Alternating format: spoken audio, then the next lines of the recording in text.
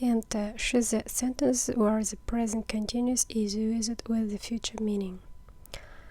E. On Monday, Aslan and Asil are presenting their project.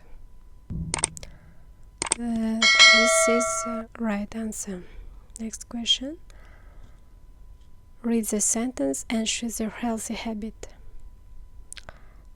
And this one is D. Brush your teeth 3 times a day.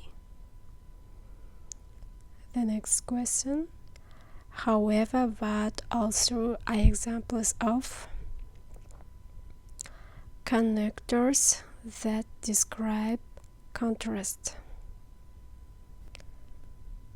Choose the most appropriate word. I couldn't help laughing from A. Comedies.